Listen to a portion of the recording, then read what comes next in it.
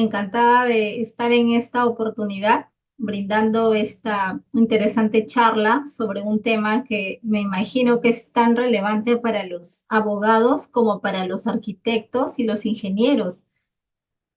Y empiezo con una frase eh, que está en mi primera diapositiva que dice así, ¿no? El urbanismo debe llevarnos a una mejor convivencia en sociedad, respetando una conexión entre la nueva perspectiva urbanística y los vestigios inmobiliarios de épocas pasadas. Les comento que con motivo de la maestría de Derecho de la Empresa en la Universidad Católica, el tema de nuestra tesis fue justamente los convenios de gestión cultural de los bienes inmuebles prehispánicos. Y eso me llevó a un estudio un poco más pormenorizado respecto de de cómo se puede conseguir una convivencia, una armonía en los paisajes urbanísticos en lo referente a los edificios nuevos, ¿no? A los edificios multifamiliares y todo el progreso inmobiliario en estas últimas décadas en nuestro país y en Latinoamérica en general, y cómo pueden convivir de una mejor manera con los bienes de carácter prehispánico, con los bienes inmuebles culturales. En esta oportunidad, eso no va a ser un motivo de la charla del día de hoy, pero les comento que a raíz de ese estudio que tuvimos la oportunidad de realizar con motivo de la tesis, me di cuenta de que el Perú, pues, es un país de cultura originaria y tenemos diversidad, multiplicidad de monumentos históricos a lo largo de nuestro territorio. Entonces me vino la idea de que cómo sería posible una mejor convivencia entre nuestro pasado, nuestra historia y todo lo que ahora existe en la ciudad, ¿no? Toda la modernidad, todos los avances que han habido a nivel de nuestro país y a nivel del mundo en general, ¿no? Pero bueno, nosotros vivimos en el Perú, pues tenemos, comparando con los otros países latinoamericanos, ¿no? Tenemos unos avances en el tema del crecimiento urbano. Pues desafortunadamente en nuestro país no hay un derecho urbanístico, ¿no? Que hace que la ciudad se vea de manera ordenada, ¿no? Sino que hay regularizaciones por un lado, ¿no? Hay progreso en otros lados, entonces se ve un poquito como desordenado. Entonces la idea y el gran reto de nosotros como profesionales, de abogados, tanto de arquitectos e ingenieros, que son ustedes, ¿no? Esto sería, pues, cómo se puede lograr esa armonía a través de la legislación y a través de las diversas normas que da el gobierno y también en el trabajo y en la profesión a la cual nosotros nos dedicamos. Entonces, sin mayor preámbulo, mucho gusto, bueno, de estar en esta oportunidad en este proyecto de la Cátedra SUNAR y que ustedes tan gentilmente están tomándose un tiempo para, pues, acercarse un poco más a nuestra institución, ¿no? Que está encargada de brindar seguridad jurídica a los actos y derechos que se inscriben en el registro. En este caso, el registro de la propiedad inmueble. La subdivisión de predios urbanizados es muy común en el Perú y está regulada principalmente por el Reglamento de Inscripciones del Registro de Predios y por la Ley 290120. En este caso, en este gráfico vemos, ¿no? Prácticamente cómo de una manera ordenada se realiza la subdivisión y está ahí con unos puntos suspensivos, ¿no? Pero en la práctica vemos que eso no es de esa manera, pues se presentan diversas situaciones, diversos casos que hacen que este acto en sí no sea tan sencillo a veces de inscribir en el registro, ¿no? Y ahora vamos a ver por qué. Tenemos edificaciones a lo largo de nuestro país sujetas al régimen de unidades inmobiliarias de propiedad exclusiva y de propiedad común. En, este, en, es- en esta imagen vemos claramente un proyecto inmobiliario ubicado en el distrito de San Miguel, en la antigua Feria del Hogar. De repente ustedes no la conocen, ¿no? Pero a lo mejor sus padres o algún familiar tuvo la oportunidad de ir a la Feria del Hogar, era una de las actividades que se realizaban en el Perú, en Lima, en la ciudad de Lima, y que era muy esperada por nosotros, ¿no? Yo iba cuando era niña, mis padres me llevaban, y estaba ubicada en en la Avenida La Marina, y era una feria muy entretenida en donde se realizaban diversos juegos, ¿no? Y era muy esperada por la población. En este caso, les comento que esta feria del hogar ya no existe desde hace bastantes años. Sin embargo, en ese terreno que se realizaba esta gran feria del hogar, ahora hay un proyecto inmobiliario, ¿no? Como el que podemos ver aquí. ¿Y qué es lo peculiar en este proyecto inmobiliario? Que como ustedes pueden visualizar, hay un bien cultural que está en el medio. O sea, en el medio se ha respetado, digamos, se ha puesto en valor una huaca, Guantinamarca, que no ha sido destruida ni ha sido demolida, ¿no? Sino que más bien se le ha dado valor y forma parte del entorno y le da una armonía justamente a este proyecto inmobiliario. Entonces, acá se ve como una confluencia, un respeto a este bien cultural de carácter prehispánico y ya se ve una tendencia en algunas construcciones, algunos edificios multifamiliares, que se está respetando ya la calidad de estos bienes, la historia, y a la vez está construyendo alrededor, de tal manera que la historia también forma parte de algunos lugares, ¿no?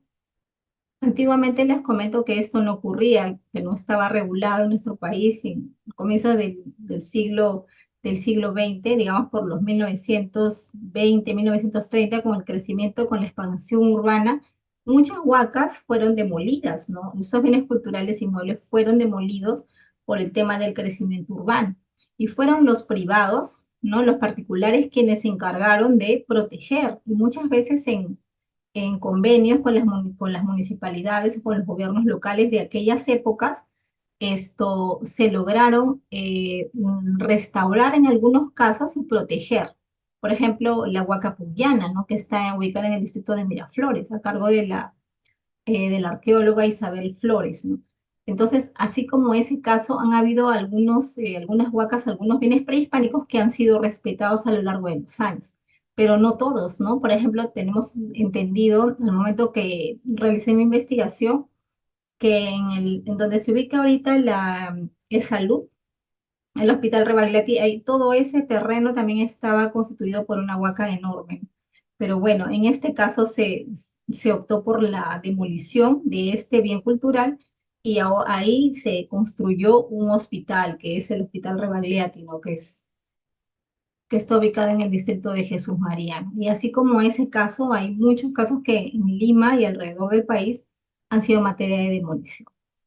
Acá también vemos otro inmueble, predios regulados por leyes especiales. En este caso, de los bienes culturales están regulados por la Ley General de Patrimonio Cultural de la Nación, a través de la Ley 28.296. En este caso, en este gráfico, vemos a la Huaca Huantile, en el distrito de Magdalena del Mar, que actualmente se encuentra en proceso de recuperación. También es un bien inmueble de carácter prehispánico. Predios urbanizados. En este gráfico podemos ver un predio en zona urbanizada que se encuentra sujeto al régimen de unidades inmobiliarias de propiedad exclusiva y de propiedad común regulados por la Ley 27.157. En este caso, por ejemplo, a raíz del COVID, ¿no? Que ocurrió hace algunos años, en el 2020, que hemos visto que hay un progreso y que hay un brote, se puede decir, del boom inmobiliario al sur de Lima, ¿no es cierto? Ya vemos que es muy común, por ejemplo, la venta de lotes urbanizados que se encuentran en Cañete, en Chincha, en Paracas, en Ica, hasta en Arequipa, ¿no? Y a lo largo del sur del país, que en realidad a raíz del COVID, muchas personas, ¿no? Se han visto obligadas de repente a mudarse a esas zonas porque de repente por un tema de salud, ¿no? Y también se mudaron a sitios, a casas en copropiedad que comparten bienes comunes, pero que están reguladas por la ley 27.157. Entonces vemos una expansión urbana y que muchas personas o sea, han emigrado, no se puede decir que se han establecido en lugares que ya están, ya no en la capital, sino en otras ciudades, ¿no? Y la virtualidad también ha colaborado mucho en ese tema, ¿no es cierto? El Centro Histórico de Lima, a ver, ¿quién no conoce nuestra bella Plaza de Armas, ¿no? Es un conjunto de bienes e inmuebles culturales de la época virreinal, que ha sido declarado como Patrimonio Mundial del Perú por la UNESCO. También son bienes inmuebles, pero tienen una peculiaridad. que son de carácter cultural y tienen una regulación de carácter especial. Empezaremos entonces con las nociones previas para entrar ya de lleno al tema que nos ha reunido el día de hoy, estimados bachilleres. ¿Qué son los bienes? En la doctrina del derecho civil tenemos que los bienes son definidos como entidades individualizadas capaces de otorgar alguna utilidad económica al titular o al propietario, logrando así satisfacer sus diferentes necesidades o carencias. El concepto jurídico de bienes abarca las cosas de carácter material. Dentro de estas tenemos a los predios o inmuebles, a los vehículos, entre otros. Y también el concepto jurídico de bienes abarca a los derechos, que son los objetos de carácter inmaterial, como por ejemplo los derechos intelectuales, las marcas, patentes, entre otros. En ambos casos tenemos que deben cumplir con el requisito de tener un valor económico para ser considerados como bienes para el derecho. ¿Qué es un predio según el derecho civil? Nos vamos al diccionario de la Real Academia Española, que esta palabra proviene del latín praedium, que significa que es una heredad, una hacienda, tierra o posesión inmueble. El predio urbano, también para la RAE, es predio que está en sito en un poblado o un edificio que, fuera de la población, está destinado a vivienda y no a menesteres campestres.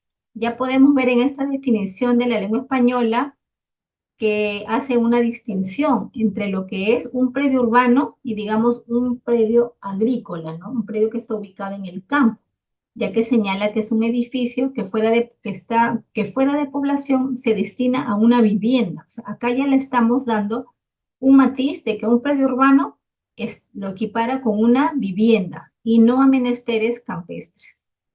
Predio urbano, entonces, es aquella unidad inmobiliaria constituida por una superficie de terreno que está habilitado para uso urbano y que cuenta con accesibilidad, sistema de abastecimiento de agua, sistema de desagüe, abastecimiento de energía eléctrica y redes de iluminación pública, y que ha sido sometida a un proceso administrativo para adquirir esta condición.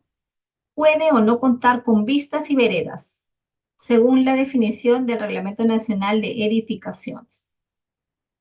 Tenemos aquí una distinción preliminar, aunque no es motivo de la charla del día de hoy, porque nos vamos a circunscribir a el estudio del acto de subdivisión referido a predios urbanos. Pero para que tengan una diferencia general, sería lo siguiente.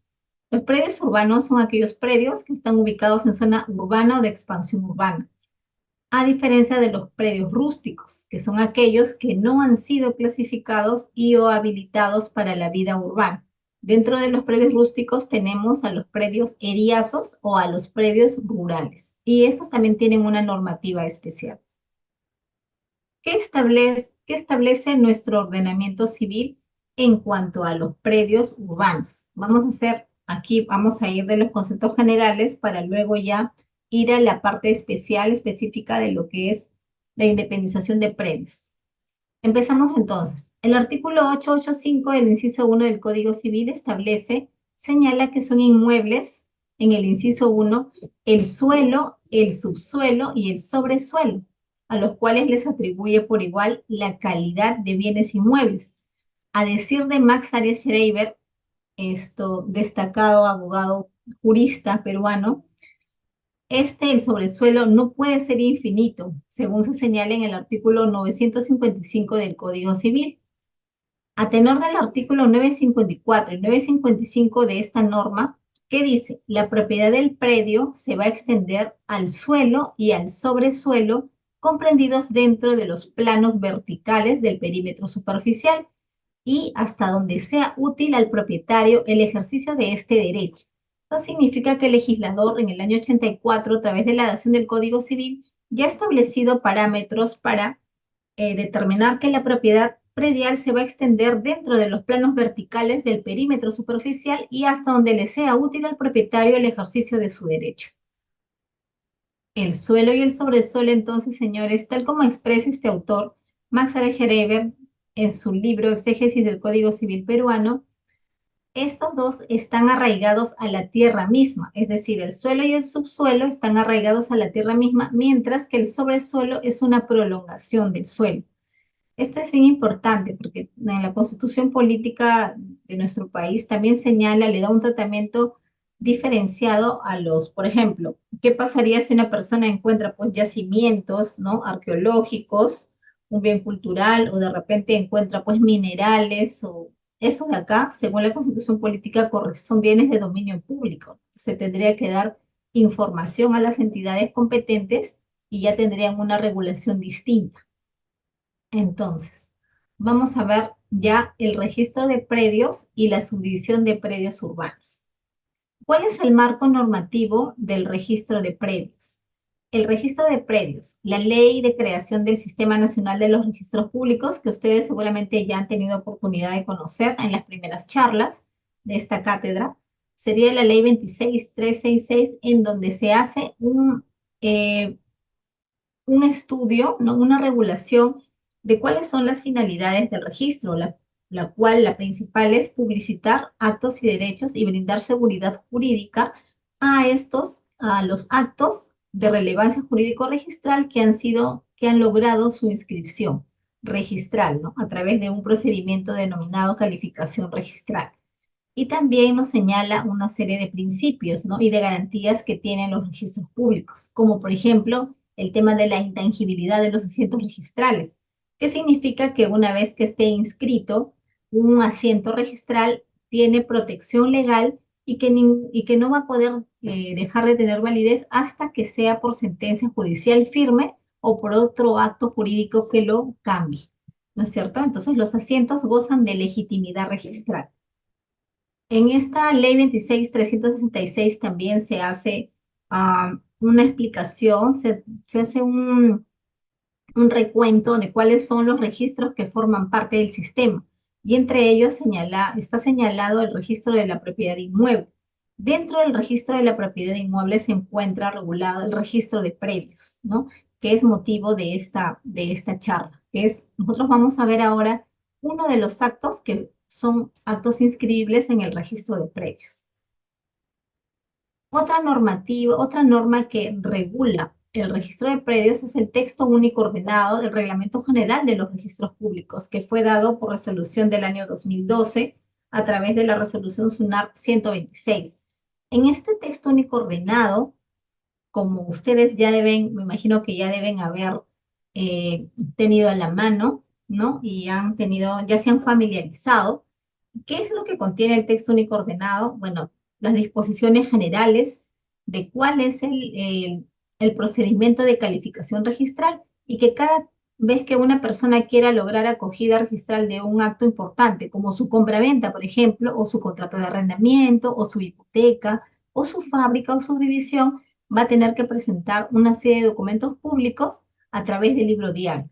Entonces, lo que hace el reglamento general es regular, recoger todas las normas orientadas a regular todo este procedimiento registral.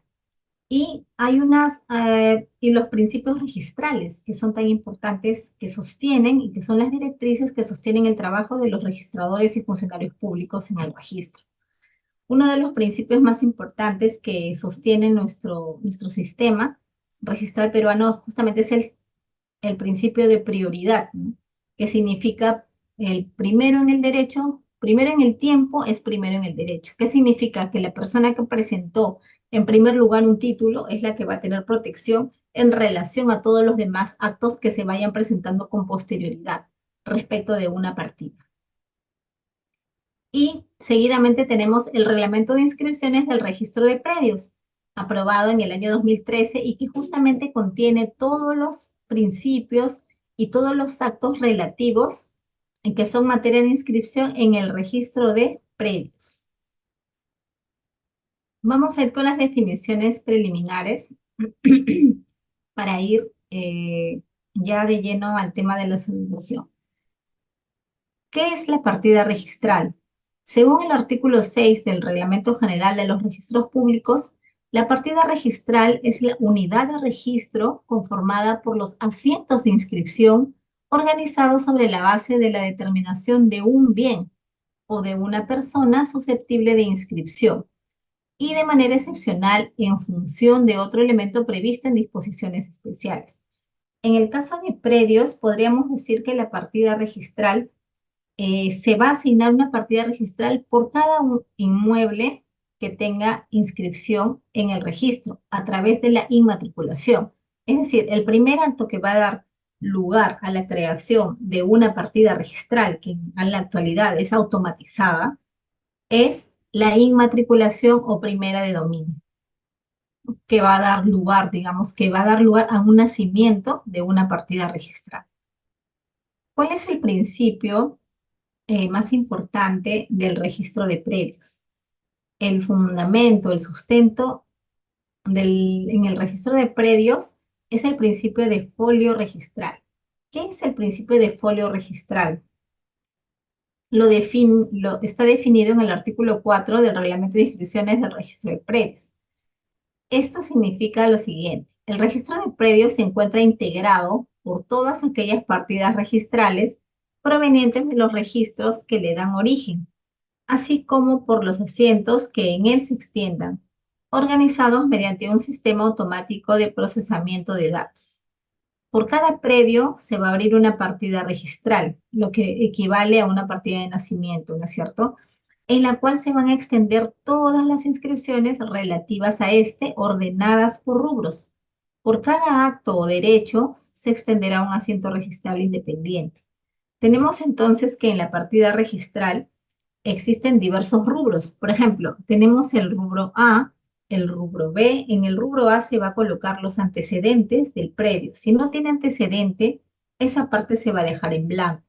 En el rubro B, que se denomina descripción del inmueble, señores, acá se van a colocar todos los actos y derechos que estén relacionados con la descripción del inmueble. Por ejemplo, la nomenclatura, la numeración, la declaratoria de fábrica, el acto de subdivisión e independización también va a ir en el rubro B, ¿no? Porque estos están relacionados con todo, con la descripción del inmueble. En el rubro C, por otro lado, es el referido a los títulos de dominio. Y en el rubro C se va a inscribir, por decir, las compraventas, los cambios de titularidad, ¿no? Ya sea título gratuito o sea título oneroso, como la compraventa, la dación en pago, la permuta, y de manera gratuita sería pues la donación, ¿no? O el testamento, las sucesiones por motivo de la causa, por motivo de fallecimiento de los causantes, ¿no? Las sucesiones intestadas también se escriben en el rubro C, y también las sucesiones testamentarias. Los aportes de bienes de personas jurídicas también van a ser inscritos en el rubro C. El principio de folio registral, como les comentaba, es recogido por nuestro país de igual manera que el sistema español, ¿no? Nuestro país se adhiere al sistema de folio real por un tema de orden y de consecución de los actos y derechos. Es decir, que ninguna inscripción se va a poder realizar sin que esté inscrito o se inscribe el derecho de donde emana. Esto significa que, por ejemplo, si un propietario, una persona quiere comprar un inmueble, ¿no? O quiere arrendar un inmueble o parte del mismo, lo primero que tiene que hacer es fijarse que la persona que dice transferir el predio, el vendedor, tiene que tener su derecho real de propiedad inscrito en la partida registral correspondiente. ¿Qué dice además el principio de folio real? Según el artículo 4, los asientos registrales se van a extender unos a continuación de otros, consignando el rubro y la numeración correlativa correspondiente precedida de la letra que identifica el rubro, de acuerdo a la prioridad en el ingreso al registro, salvo que se trate de títulos compatibles. No procede la apertura de una partida registral para la anotación preventiva de un acto de derecho que no puede inscribirse por adolecer de defectos subsanables salvo disposición expresa.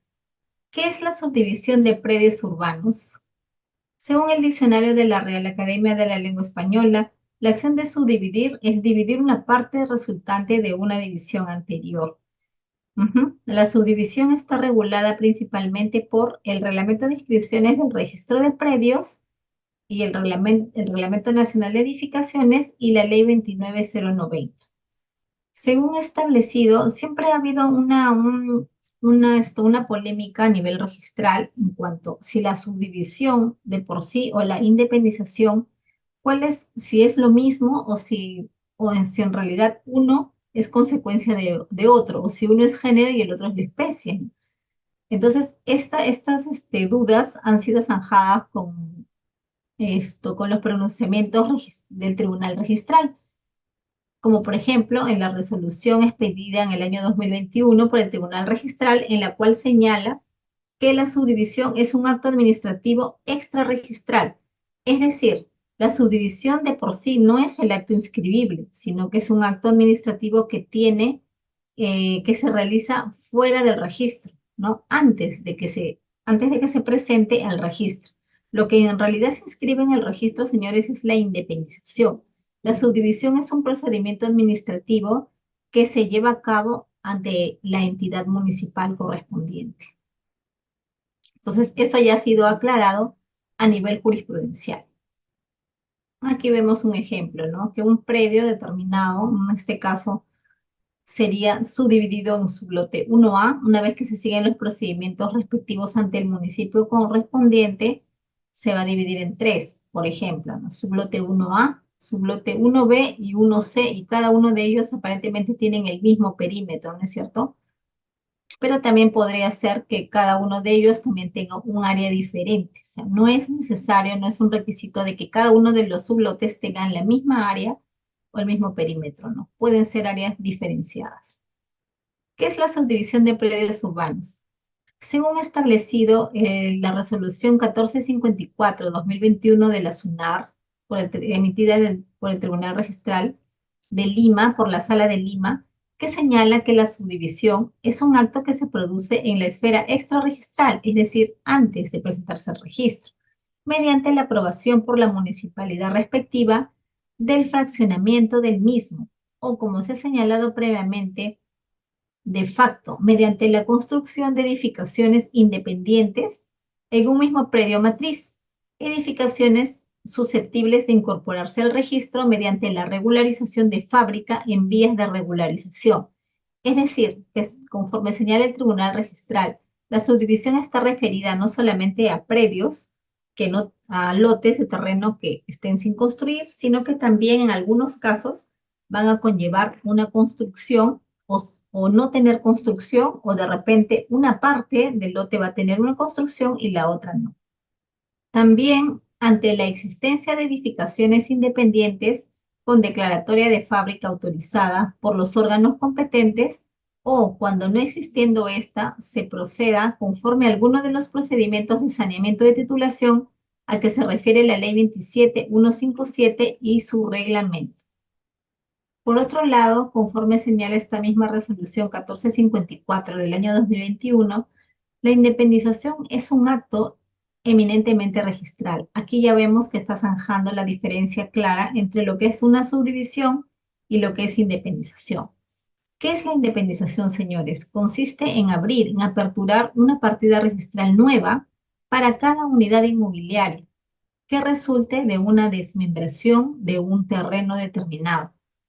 Procede en casos de predios urbanos, mediante la respectiva autorización municipal o cuando se configure el supuesto de regularización de edificaciones o de saneamiento de titulación, regulado por la Ley 27333.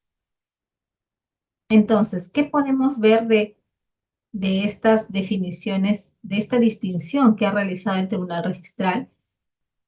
En primer lugar, la subdivisión está referida a un acto que se ha realizado afuera del registro. Entonces, lo que en realidad se inscribe y se presenta como acto en el registro de propiedad inmueble es no en sí la subdivisión, sino la independización. ¿No es cierto? La subdivisión es un procedimiento administrativo que ya se ha llevado a cabo ante la municipalidad respectiva. Y por otro lado, está regulado por el reglamento de predios, desde el artículo 58 al artículo 60, y también por el Reglamento Nacional de Edificaciones, y en algunos supuestos también cuando existen zonas de bienes comunes, cuando estamos hablando del régimen de propiedad exclusiva y de propiedad común, que está regulado por la Ley 27157 y está referido netamente a predios urbanos, porque cuando hablamos ya de fraccionamiento de predios rústicos, que no es materia de la charla de este día, ¿no? Eso tiene otra denominación y está regulado por normas diferentes, no por normas que regulan predios urbanos, ¿no? No por la ley 29090, sino por normas especiales. Y a esto se denomina parcelación, parcelación de terrenos rústicos. ¿Qué es la independización de predios urbanos? A continuación vamos a revisar qué establece el artículo 58 del Reglamento de Predios. La independización es el acto que consiste en abrir una partida registral, como ya se había señalado, para cada unidad inmobiliaria resultante de una desmembración de terreno con edificación o sin ella, o como consecuencia de la inscripción de una edificación sujeta al régimen de unidades inmobiliarias de propiedad exclusiva y de propiedad común, lo que antiguamente se denominaba propiedad horizontal, o régimen de independización y copropiedad. La independización, señores, se rige entonces por las disposiciones contenidas en este capítulo, en su caso por las disposiciones especiales establecidas para la inscripción de los actos que dan lugar a la misma. Ajá, aquí encontramos una edificación sujeta al régimen de propiedad exclusiva y de propiedad común. Es el proyecto inmobiliario que está ubicado en el distrito de San Miguel, la antigua Feria del Hogar a la que hicimos referencia anteriormente, y en la cual podemos ver que se ha dado valor a esa huaca ubicada en el centro, ¿no? Huantinamarca. Es decir, se puede considerar de que es como una zona común, ¿no? Porque inclusive embellece el paisaje y está siendo cuidada por un ente privado, que es la inmobiliaria, ¿no? Que ha respetado, digamos, el valor histórico de este bien cultural de carácter prehispánico y han realizado la construcción en los alrededores, ¿no? Y esta ha quedado en el medio, como se puede visualizar en esta imagen. También tenemos este bien cultural, que es una huaca guantile que está ubicado en Magdalena del Mar y que se encuentra en proceso de recuperación. Podemos ver entonces que en la actualidad, gracias a la normativa de bienes culturales, ya se ve como un interés por parte del Estado de proteger estos bienes y si bien es cierto, se permiten las construcciones a los alrededores, ¿no? Digamos que una de las finalidades de estas normas de protección de bienes culturales es que no ¿a qué se puede decir? Que se permita la expansión urbana, pero respetando siempre eh, tanto el bien cultural como sus alrededores, ¿no? Lo cual se puede ver en estos casos que les estoy mencionando, digamos en el distrito de San Miguel y en este distrito de Magdalena del Mar, que también podemos ver que las casas y los edificios están alrededor del mismo y ya no ha sido necesario que se realice una demolición de estos, ¿no? Entonces, digamos que las normas en la actualidad en nuestro país ya están siendo dictadas de manera más armónica y que por un lado se está protegiendo los bienes, pero eso no significa que se esté obstaculizando el crecimiento urbano, ¿no es cierto? Ujú. Estos son predios que están sujetos al régimen de la ley 27157, ¿no? Que tienen su pórtico de entrada y que tienen sus veredas, sus pistas, que tendrán la calidad de bienes comunes y no tienen cercos vivos, ¿no? En cada uno de los inmuebles. ¿Qué es la independización de predios urbanos? Continuemos con el estudio del artículo 58, ¿no? El registrador, ¿qué es lo que va a hacer en este caso el registrador? Al independizar, va a señalar que el terreno independizado ha formado parte de otro inscrito anteriormente. Es decir, que al momento de abrir una partida, una vez que se realiza el estudio y la calificación de los instrumentos que se presentan, cuando se tenga la certeza de que este inmueble va a tener acogida registral, se tiene que dejar constancia en las partidas nuevas independizadas que estos provienen de otra partida matriz. Ya entonces se va a tener una partida matriz y unas partidas independizadas, que se podrían decir que son que provienen de la primera, entonces se tiene que colocar en cada una de ellas cuáles son las cargas o gravámenes en su caso que le corresponden. Asimismo, se va a dejar constancia en la partida matriz de las independizaciones realizadas. En los casos en que el terreno a ser independizado cuente con declaratoria de fábrica inscrita, también se va a describir la fábrica correspondiente a cada lote a independizar. Claro, eso es muy importante. Por eso que es muy importante que el área de catastro determine también sobre qué parte del sublote, ¿no?, a fraccionar va a recaer la fábrica. Y para eso se le va a solicitar determinados documentos técnicos que los vamos a señalar a continuación. Tratándose de partidas provenientes de otras, en la partida que se va a generar se va a proceder a trasladar las cargas y gravámenes vigentes y aquellas que pese a haber caducado requieran rogatoria expresa para su cancelación, salvo que no afecten al predio inscrito en dicha partida.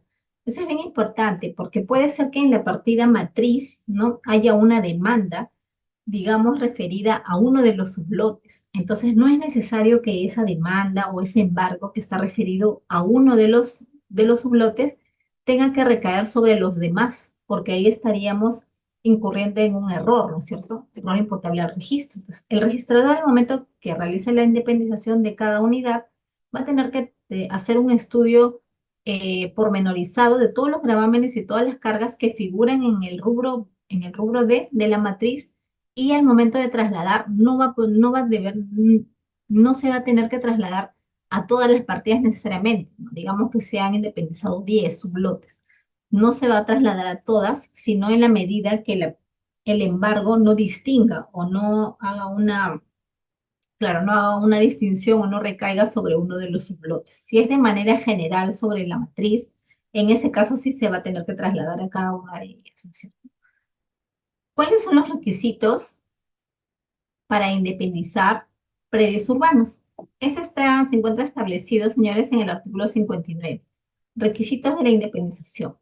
Todo título que dé mérito a una independización de predio urbano deberá contener el área de cada uno de los predios que se va a desmembrar, y en su caso el área remanente, con precisión de los linderos y las medidas perimétricas, acompañado de los documentos exigidos para cada tipo de predio.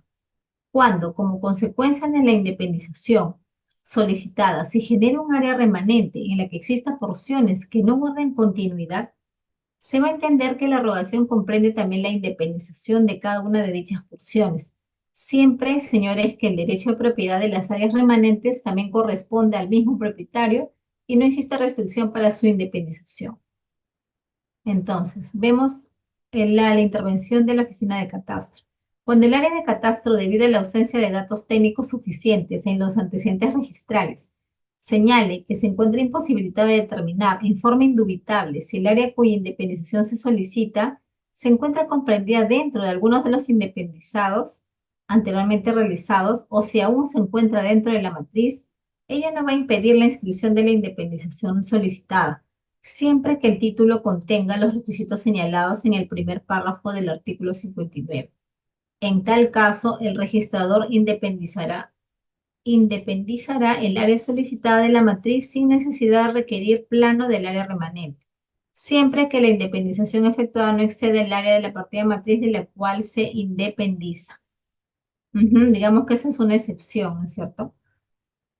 Sin perjuicio de lo señalado anteriormente, todo título cuya rogatoria comprenda un acto de independización, en los supuestos a los que se refiere el artículo 6.1, 6.2 y 6.4 del reglamento, deberá contener necesariamente desde su presentación e ingreso por el diario los planos de independización y localización. Esto es un requisito técnico muy importante.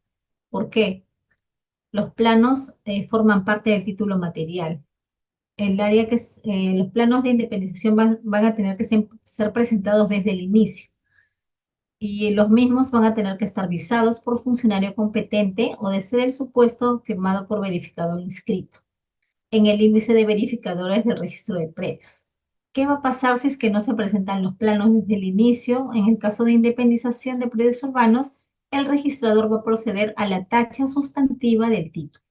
Se entiende que estos actos son eminentemente técnicos, es decir, no solamente adjuntarse la memoria descriptiva, la solicitud del propietario, sino que tiene que estar acompañado necesariamente por los planos, porque acuérdense, señores, si no se presentan los planos desde el inicio, ese título va a ser tachado.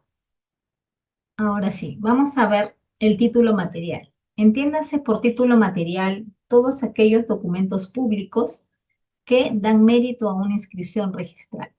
En el título material que da mérito a la independización de predios urbanos está conformado por los siguientes documentos. La independización de predios urbanos con edificación o sin ella se efectúa por el solo mérito de los siguientes documentos. El formulario único de habilitación urbana, que se es denominado con la sigla FUJU, el anexo F y el plano municipal de subdivisión y plano debidamente sellados y visados, donde deberá precisarse el área, lindero y medida perimétrica de cada uno de los predios resultantes. B. Planos y códigos de referencia catastral de los predios resultantes o la constancia negativa de catastro que se refiere al Decreto Supremo 00289-IUS, según sea el caso. Y C, documento privado con firmas certificadas notarialmente en el que consta el consentimiento de todos los copropietarios que no hubieran intervenido en el trámite de subdivisión en caso de copropiedad. Eso es muy importante y lo vamos a ver más adelante. Es decir, puede ocurrir que el propietario de un terreno a independizar sea una sola persona, y puede ser una persona natural o una sociedad conyugal o una persona jurídica. Entonces, en el caso de que un predio que sea materia de independización sea de propiedad de varias personas, en donde se configura la copropiedad, ¿es necesario que intervengan todos o solamente va a ser necesario que adjunten la resolución? Eso lo vamos a ver más adelante. Es un caso interesante. Según lo que establece el reglamento de predios ha señalado que es necesaria la intervención de la totalidad de los copropietarios porque es un acto de disposición. Y eso también ya ha sido zanjado a nivel jurisprudencial por el Tribunal Registral. La subdivisión solo está referida a predios urbanos entonces, y es un procedimiento administrativo que se realiza fuera del registro y puede ser aprobado de dos formas: por la entidad municipal mediante el proceso regular previsto en la Ley 29090 o dentro del supuesto de saneamiento de titulación previsto en la Ley 27157 cuando se trata de régimen de propiedad exclusiva y propiedad común, o por los casos de saneamiento previstos en la Ley 27333. Pero solamente no se olviden, señores, que la subdivisión, cuando hablamos de subdivisión, solamente estamos refiriéndonos a predios urbanos. ¿Cuál es la relevancia de los informes de catastro para los títulos referidos a modificación de inmueble? Ya en estas instancias ya podemos darnos cuenta que este acto es eminentemente técnico, ¿no es cierto? Desde el solo hecho de que establece de que si no se presentan los planos desde el inicio, el título va a ser tachado de manera sustantiva por el registrador. Entonces, esto es ¿por qué? Porque justamente los planos constituyen documentos relevantes, muy importantes al momento de calificar estos títulos.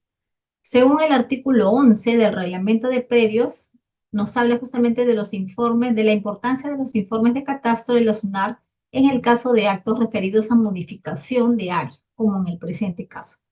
Los títulos en virtud de los cuales se solicita la inscripción de un acto de derecho que importe la incorporación de un predio al registro o su modificación física se van a escribir previo informe técnico del área de catastro.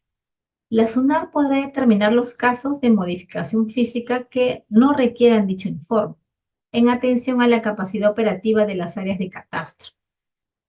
El área de catastro va a verificar los datos técnicos de los planos presentados de conformidad con la normativa vigente sobre la materia y va a emitir un informe referido a aspectos estrictamente técnicos, en los cuales se va a determinar la existencia o no de superposiciones compartidas colindantes, así como también otros aspectos que sean de relevancia si los hubiere en cada caso concreto. Dicho informe técnico se va a realizar sobre la base de una información gráfica con la que cuenta el área de catastro, la cual está actualizada a la fecha de emisión del informe técnico bajo responsabilidad.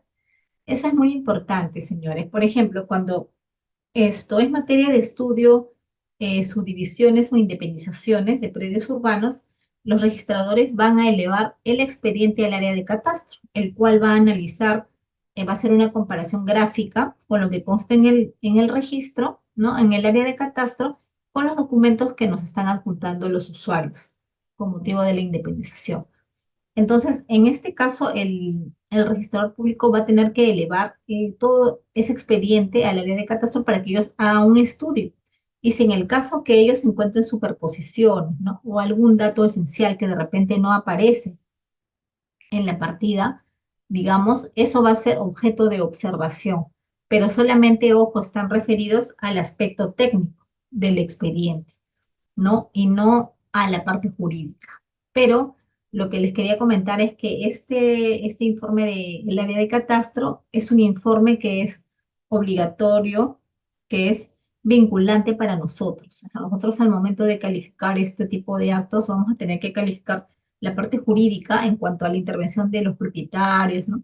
Al aspecto, al aspecto de fondo, ¿no? Si se respetaron las normas establecidas en el reglamento de predios y en el Código Civil, y la otra parte de estos títulos está referida al aspecto técnico. En el aspecto técnico sí vamos a tener que circunscribirnos y respetar lo que nos dice el área de catastro, porque es la entidad, es la oficina que está encargada de analizar la inscripción o no, o si se respetaron o no los límites y las colindancias, y si estos predios no van a involucrar superposiciones con predios colindantes. Eso es muy importante. ¿En qué rubro de la partida registral se va a inscribir la independización de predios urbanos? Como es fácil deducir, y como se comentó anteriormente, la partida registral está compuesta por diversos rubros, ¿no es cierto? En el rubro B están inscritos los actos que están relacionados con la modificación de las áreas o la descripción de cada uno de los predios. Entonces, de conformidad con el artículo 5 del reglamento de predios, en el rubro B, referido a descripción de los mismos, se va a extender los asientos correspondientes a su ubicación geográfica, el área, linderos y demás datos físicos materiales del predio, así como las modificaciones y otras circunstancias conforme a la normativa vigente. Es decir, al momento que se inscriba la independización, una vez que se hayan pagado los derechos registrales y que el informe de catastro determine la procedencia o no, que se han respetado los datos técnicos, lo que va a hacer el registrador es hacer una anotación en el rubro de descripción del inmueble y seguidamente va a proceder a aperturar eh, las partidas resultantes de la independización, ¿no? De acuerdo a lo que establece en la resolución o en el formulario FU. Por tanto, es en este rubro B en donde se va a inscribir la independización solicitada y se va a proceder a aperturar en una o más partidas independientes los diferentes sublotes en los cuales se va a arrastrar las cargas o gravámenes y la fábrica en el caso que corresponda. Pero ya les dije anteriormente que es solamente respecto, las cargas y gravámenes se van a arrastrar en la medida que le corresponde a cada uno de los predios. Si eso no está desmenuzado, si no está señalado de manera expresa, como en algunos casos ocurre, ¿no? Por decir que la sentencia o un embargo o una demanda esté referido solamente a una parte del inmueble matriz, ¿no? Y sea fácil determinar que está referido a un sublote, ahí se va solamente a trasladar, perdón, a cada uno de ellos. Si no está esto especificado, esto se va a tener que trasladar de manera general a todos ellos. Seguidamente vamos a ver los precedentes del Tribunal Registral referidos a este tema tan interesante de la subdivisión de predios urbanos. Tenemos ¿qué son los precedentes del Tribunal Registral? Bueno, solamente para hacer un pequeño repaso, los precedentes del Tribunal Registral, que está regulado en el Reglamento General de Registros Públicos, son criterios vinculantes para los registradores públicos. Es decir, son pronunciamientos del Tribunal Registral, ¿no? De manera unánime, son acuerdos que se han tomado de manera unánime por las diferentes salas del Tribunal Registral respecto de algunos actos que son, pues, un poco complicados o que han sido que han sido objeto de apelación de manera reiterada y que el tribunal considera que hay que pronunciarse sobre ellos, ¿no? Entonces, ellos se reúnen de manera periódica y toman determinados acuerdos en casos en los cuales sea de obligatorio cumplimiento. Y están referidos más que todo a casos un poco polémicos, ¿no? Entonces, por decir, tenemos este caso que siempre era materia de observación, que no se sabía en realidad si es que había cuando había una discrepancia entre lo que se señalaba en el plano y lo que aparecía en la memoria descriptiva. Entonces siempre era objeto de observación, ¿no? Estas discrepancias que había en el mismo documento, el mismo expediente que era objeto de subdivisión. Entonces, el Tribunal Registral, ¿qué es lo que dijo en esa oportunidad?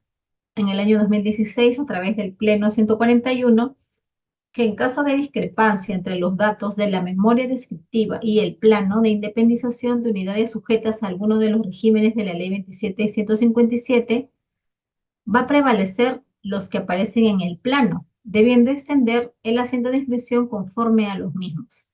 Es decir, eso ya no va a ser objeto de observación. ¿Por qué? Porque ya el tribunal ha establecido este criterio que debe ser respetado por la primera instancia. Eso se puede revisar, señores, en la resolución 576 del año 2015, SUNAR, que fue dictada el 24 de marzo del 2015. ¿Qué pasaba? Que anteriormente los registradores veían habían diferentes criterios, ¿no? Que unos observaban y otros no sabían en realidad qué decidir en ese momento, qué datos eran los que iban a ser colocados en los asientos de independización. Entonces el tribunal ya zanjó y mencionó que esto ya era lo que se tenía, lo que primaba en todo caso eran los planos. ¿Por qué? Porque como se trata de actos netamente técnicos que están relacionados con modificaciones de inmuebles, lo que es más importante y más relevante es lo que figura en los planos. Acuerdos plenarios. A diferencia de las presentes de observancia obligatoria, los acuerdos plenarios son criterios vinculantes que solamente vinculan a las salas del tribunal registral. No significa que los registradores no respetemos estos acuerdos. Muchas veces nosotros tomamos estos acuerdos también como una directriz, como un parámetro para resolver en determinados casos polémicos, sobre todo en estos casos que involucran modificaciones de área, ¿no? Y modificaciones en la descripción de los predios. Entonces, ¿qué es lo que dice en este caso el acuerdo plenario del año 2015, que es bien interesante también, que habla sobre el título formal? ¿Cuál es el título formal para la independización de predios urbanos? Ya lo hemos hablado a lo largo de esta exposición. El requisito del FUJU, ¿qué es lo que dice el tribunal? El requisito del FUJU, el formulario, para la independización de predio previsto en el artículo 60 del reglamento de inscripciones del registro de predios, es un requisito mínimo, por lo que puede presentarse en su lugar la resolución municipal respectiva por ser el instrumento público de mayor formalidad. A ver, veamos, señores.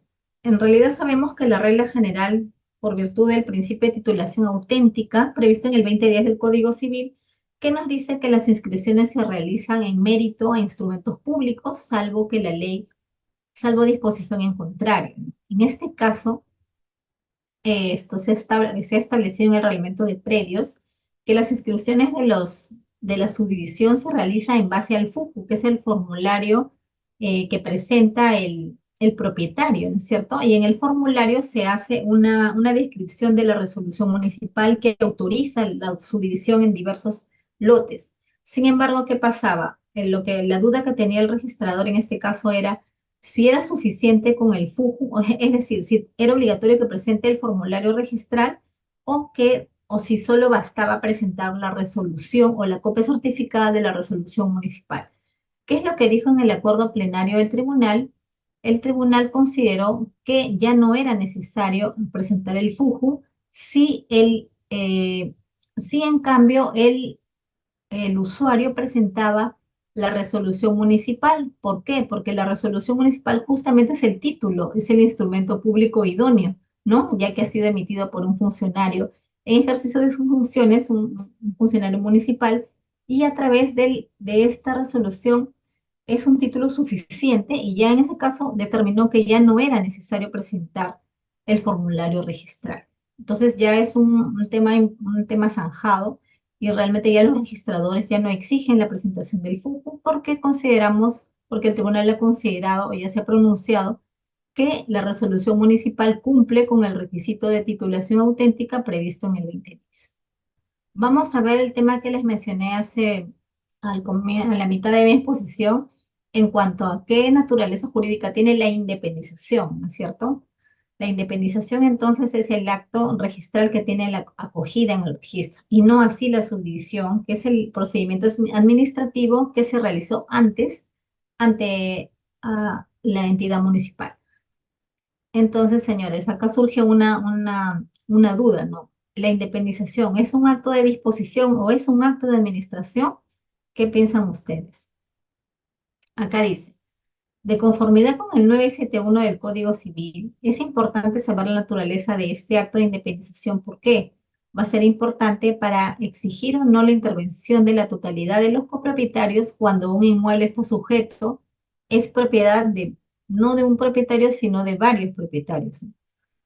¿Qué señala el Código Civil en este caso?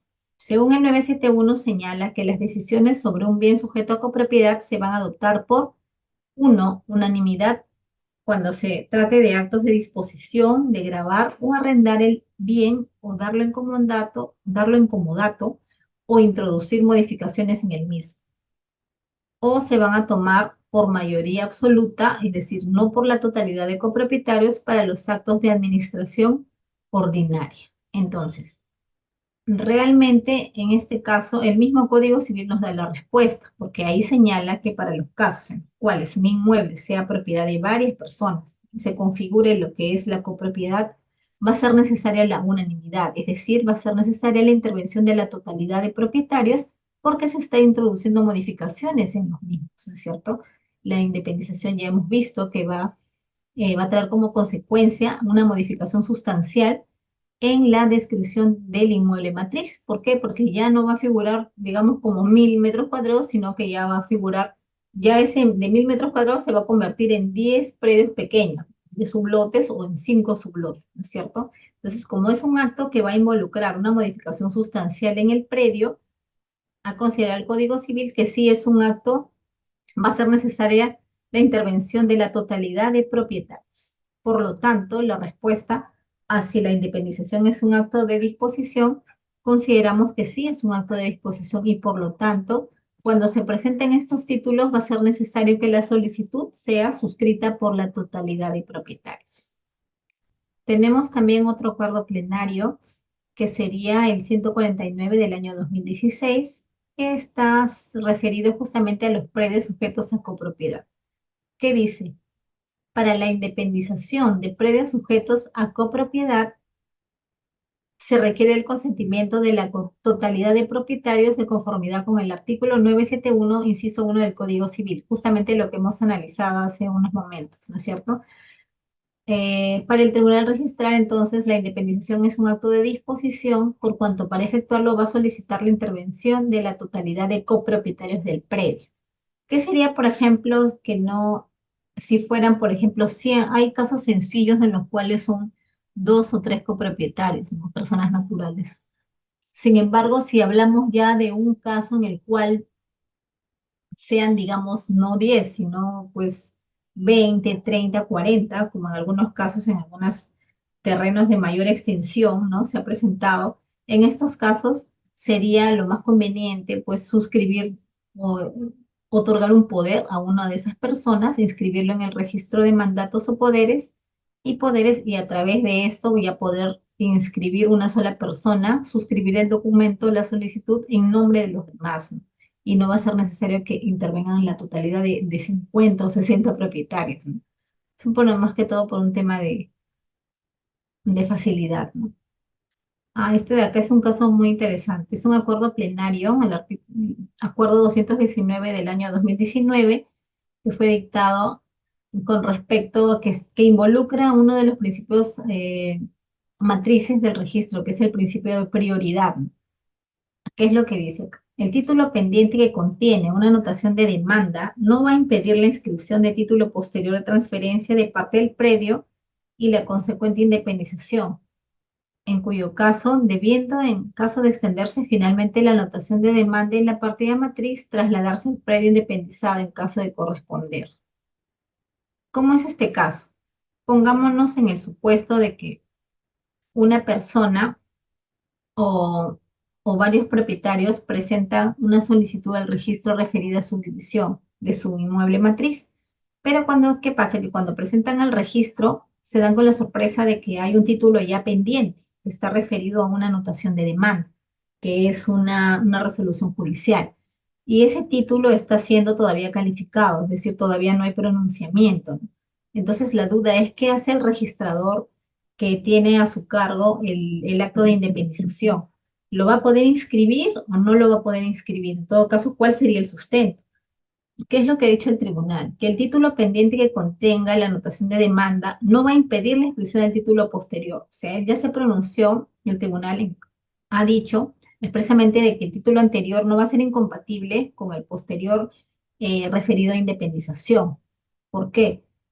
Porque señala que una vez que, es más, el segundo título no hay ningún obstáculo para que se inscriba en la independización.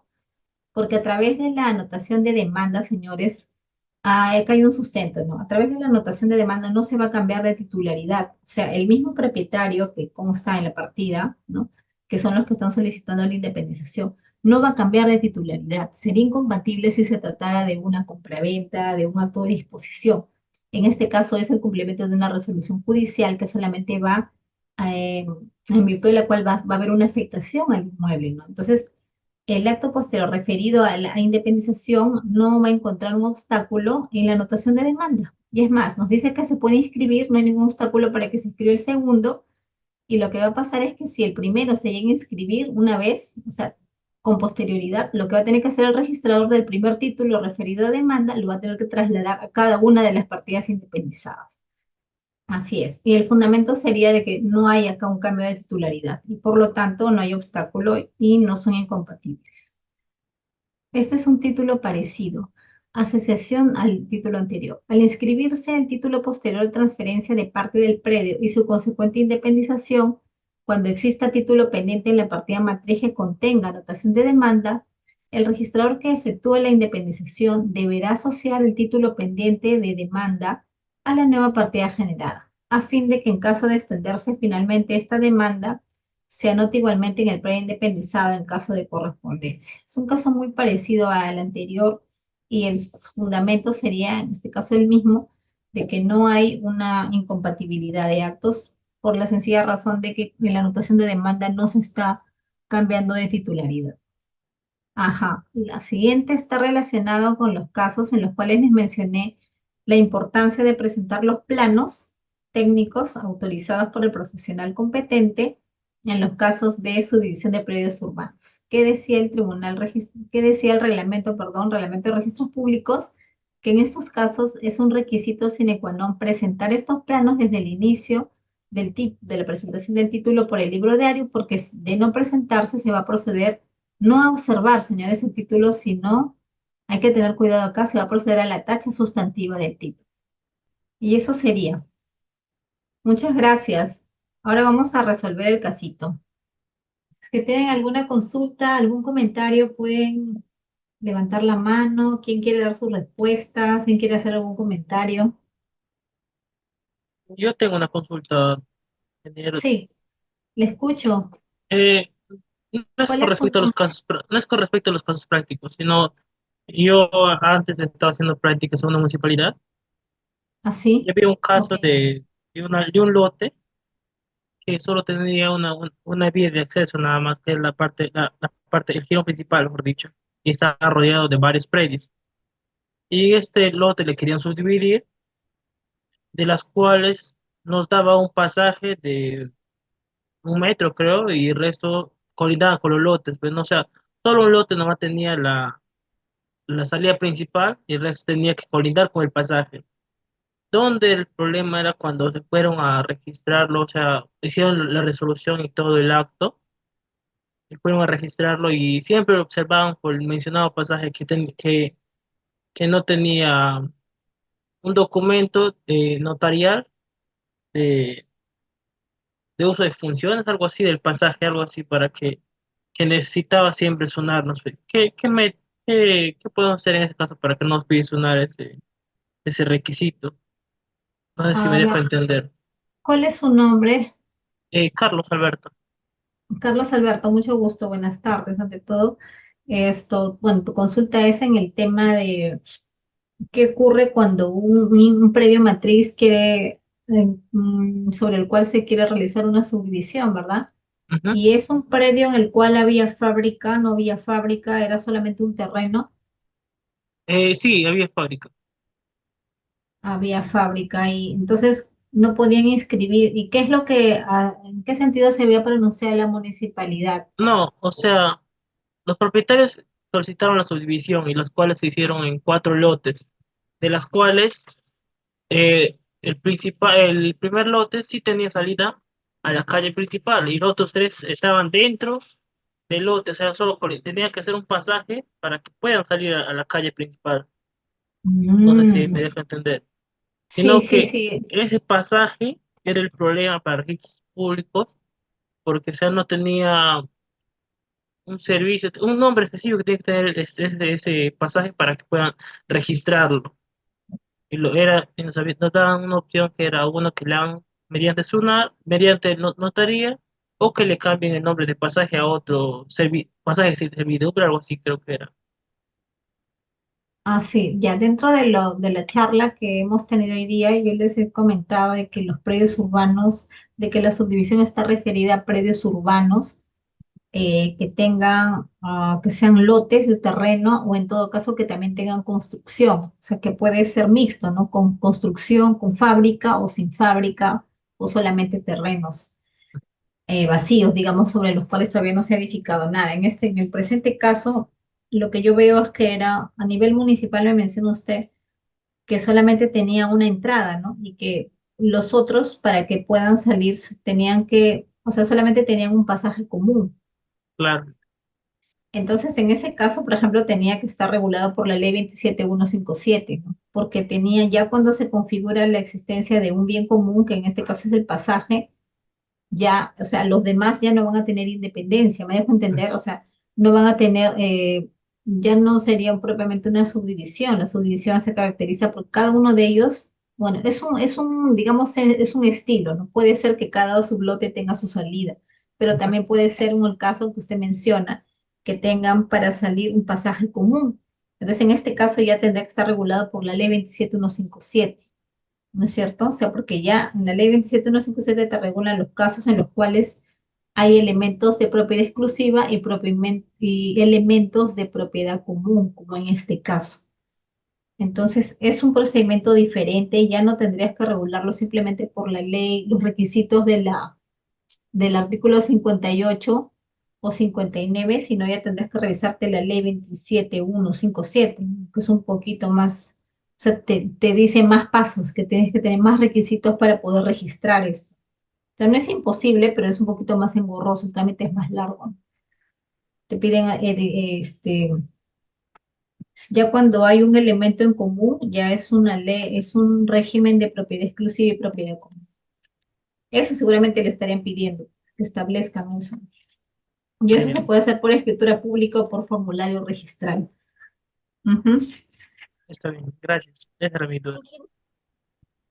Soy Viviana Mais. Ah, ya, o sea, en el caso del compañero que mencionó, él decía que los sublotes, o sea, daban a un pequeño pasaje de 1 metro. ¿Se puede ser de 1 metro o tiene que ser de más metros? Bueno, esos requisitos los tendrían que, o sea, cuando haya un elemento en común se tendría que celebrar un reglamento interno y esto ya estaría regulado por la ley 27157.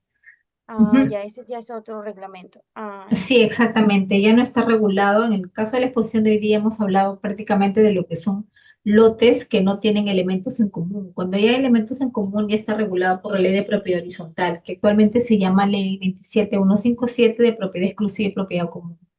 Ah, ya. Gracias. Sí, encantada.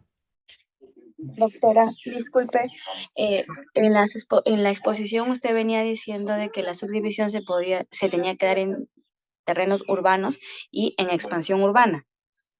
Entonces, la naturaleza de un terreno inicialmente se encuentra en expansión urbana, pero es rural.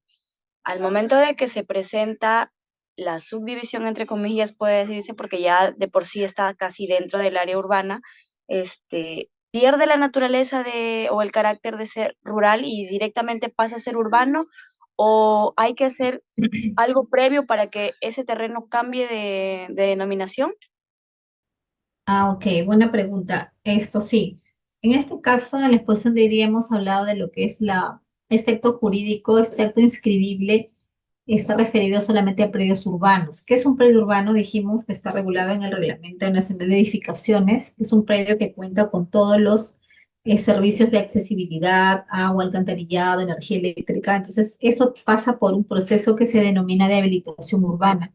Proceso de habilitación urbana que está regulado en la ley, en el Reglamento Nacional de Edificaciones y en la ley 29090. Entonces, no solamente, o sea, para que pase a ser un terreno, un predio rústico o un predio urbano, tiene que pasar por un procedimiento administrativo ante la municipalidad que va a emitir una resolución de habilitación urbana de recepción de obras finales y con esto ya un terreno rústico se va a convertir en un predio urbano. Y ya recién ahí se va a poder aplicar estos artículos de los cuales hemos hablado hoy día en la charla.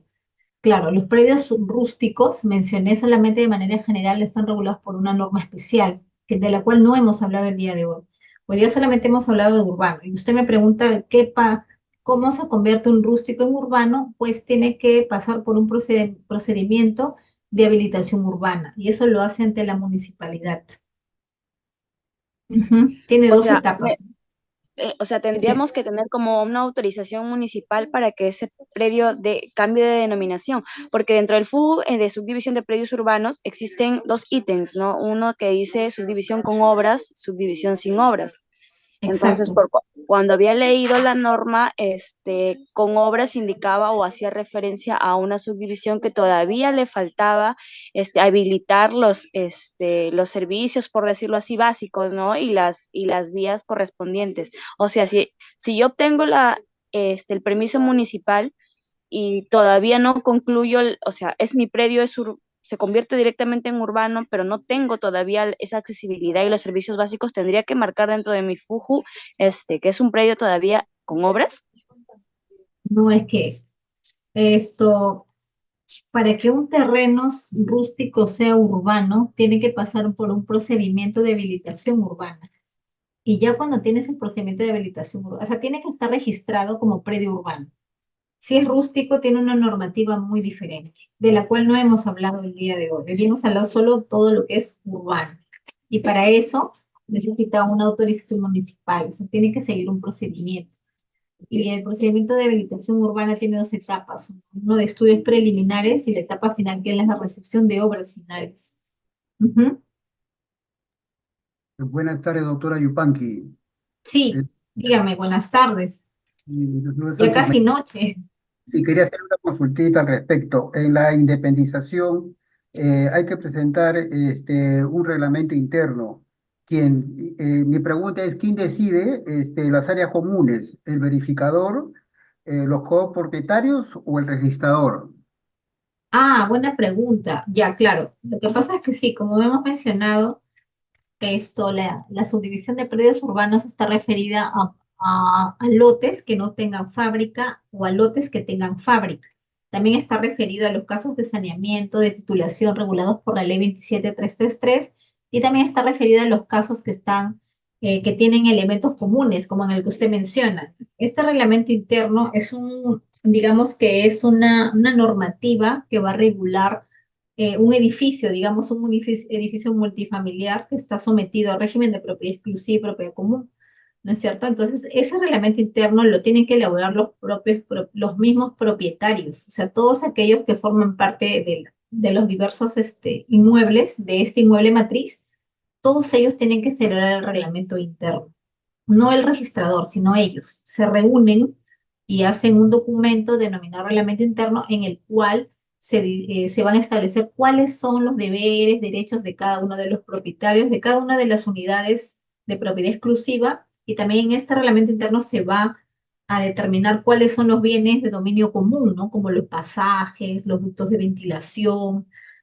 esto, los aires, es decir, o sea, todos los elementos que van a tener la calidad de cupo. Eso no lo hace el registrador, eso lo hacen los propios propietarios, los mismos propietarios con el verificador. Ujú. Gracias, doctor. Sí, Doctora, buenas noches. Una consulta. Buenas noches. Lo que pasa es que bueno, en una ciudad sí existe un predio que, bueno, es por herencia, que lo heredan 7 personas y quieren hacer la independización porque, bueno, ellos se hicieron su repartición privada, obviamente, ¿no? Pero al momento de ir a la municipalidad para que hagan primero,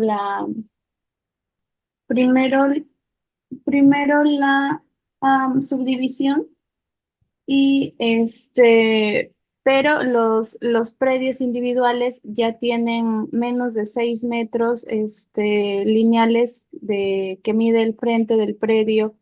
¿Y cómo sería en ese caso la independización? Porque es por norma que los predios deben tener una medida estándar mínima con respecto al frente de bueno, de cada predio independiente, ¿no? Y ¿cómo se realizaría? ¿Se tendrían que unir tipo dos propietarios para hacer la independización y luego hacer un acuerdo ellos dos por interno? ¿O cómo? Ah, hay, creo que hay como dos preguntas, ¿no? Entonces tú me estás indicando qué se hace en el caso de que un inmueble le corresponda, o sea, lo hayan adquirido por herencia, me menciona usted, ¿no? Sí, es por herencia y ya hicieron su repartición interna sobre o sea, qué predio individual, qué área individual le tocaría a cada uno de los involucrados, que son 7 hermanos. Entonces, cada hermano tiene una parte de la casa, pero esta corresponde a una fachada de cierta cantidad de metros que da hacia la calle, obviamente, que tiene su entrada individual, todo. Pero la fachada tiene una medida menor de 6 metros lineales. Entonces, para la independización te dicen que mínimo son 6 metros lineales para que pueda ser independizado, pero si no los tiene menos, supongamos que tiene 4,5 o 5. En ese caso, ¿cómo se haría la independización? Depende del parámetro normativo. O sea, básicamente la subdivisión es como he mencionado, es un procedimiento administrativo que se tiene que celebrar, que se tiene que realizar ante una municipalidad donde esté ubicado el inmueble. Entonces ahí van a establecer un parámetro normativo para cada ubicación, ¿no? Para cada circunscripción territorial. Cada municipalidad tiene sus parámetros normativos. Entonces la pregunta que usted me indica, si no tiene, dices, el mínimo de... Sí, el mínimo de metros lineales de fachada para ser independizado. No podrían realizar independización en todo caso. ¿Cuál es la pregunta? O sea, ante la Claro, municipalidad tendría... sí. ¿Cómo podría ser la independización si no cumplo con ese requisito? ¿De plano no podría hacerla o existe otra manera? Creo que no. Bueno, nosotros en registros calificamos ya los documentos expedientes ya aprobados a vía municipal. Entonces, es la municipalidad la que tiene que determinar si procede o no procede. O sea, el estudio digamos, los pasos para hacer una subdivisión primero es ante la municipalidad. Y el segundo paso, una vez que logre esta autorización, digamos, porque una vez que la municipalidad apruebe, ¿no? Dé el visto bueno y le pide una serie de documentos, entre ellos sus títulos de propiedad a las personas. En este caso, si son herederos, tendría que ser pues la resolución judicial o notarial por las cuales ellos son herederos y adquieren este inmueble. Una vez que ellos sigan su procedimiento regular ante la municipalidad, ¿qué es lo que va a hacer ella? Va a expedir una resolución de subdivisión que equivale a una aprobación de este procedimiento administrativo. Una vez que ellos obtengan ese documento público, tiene carácter de documento público porque es expedido por un funcionario, van a poder recién presentarlo ante el registro como un acto que se denomina internamente para nosotros independización. Entonces, a tu pregunta, la que el ente encargado de ver la procedencia o no de esta subdivisión es la municipalidad, más no el registro público. El registro público ya trabaja sobre un instrumento ya autorizado por la municipalidad. Hubert James Puma Lazar. Ok, buenas noches. Una consulta cuando se presentan los expedientes de subdivisión, la medida del área de los sublotes resultantes de la subdivisión podría ser en 3 decimales o necesariamente tiene que ser 2 decimales. Bueno, generalmente nosotros trabajamos con 2 decimales porque ya cuando es 3 lo que hacemos es redondear, que como que se hace más complicado. Inclusive cuando se aperturan o se matriculan inmuebles, siempre se trabaja con el tema de los 2 decimales. Pero eso no es establecido ni siquiera en el reglamento. Creo que ya es algo que ya lo venimos realizando por técnica registral desde hace mucho tiempo, ¿no? Pero sí, se trabaja con 2 decimales. Mari Carmen, Denise, buenas noches. Para la pregunta de los herederos, la solución es construir y luego regularizar mediante declaratoria de fábrica. Ahí ya no te observan ni frente ni área mínima. Claro, es que depende, en ese caso tendré que acotar si es la sucesión por testamento. En muchos casos lo que hace el causante, el testador antes de fallecer, la persona establece de manera expresa, por ejemplo, ¿no? El segundo piso le va a pertenecer a mi hija Alicia, el primer piso hasta tal parte le va a pertenecer a mi hijo Roberto. Entonces hacen como una distribución. Entonces el problema muchas veces es cómo inscribimos eso, ¿no? Entonces, lo que primero hacemos es la inscripción de la sucesión y después, con posterioridad, ellos, lo que hacen todos los herederos es reunirse, celebrar su acuerdo de cómo ellos van a realizar su división. Y van a la municipalidad y realizan su trámite, ¿no? Y lo pueden hacer por vía de regularización, como bien menciona Mari Carmen. Ujú. Siempre y cuando estén de acuerdo a los requisitos de la ley 27157, porque eso tuvo un plazo también, o sea, hasta determinado año. Acaba de escribir la señorita Giovanna Sosa con respecto a los porcentajes de participación, ¿a cuántos decimales se debe redondear? Ah, eso no, es como les indicaba, bueno, en la práctica nosotros consideramos solamente 2 decimales, porque ya cuando hablamos de más decimales se hace toda una complicación. Y en realidad esto se trata de hacer todo mucho más sencillo y publicitar de manera correcta, ¿no? Las áreas. Entonces, no le entiendo, no entiendo cuando me dices a los porcentajes a los porcentajes de participación. Ya, o sea, esta es otra pregunta, no es en cuanto a las áreas de los inmuebles subdivididos, sino a los porcentajes que le corresponde sobre las zonas comunes. Ahí también generalmente hace poco tiempo he visto esos títulos y yo veo que ya ponen números fijos, ya sin mucho decimal, porque finalmente para ellos también es complicado, ¿no? Al momento que hagan la sumatoria, es un poco enredado sumar ya con decimales. Es mejor hacerlo de manera números enteros, ¿no? Mucho más práctico para ellos. Espero que hayan comprendido las definiciones, ¿no? Sobre subdivisión, independización y ya nos estaremos viendo más adelante seguramente.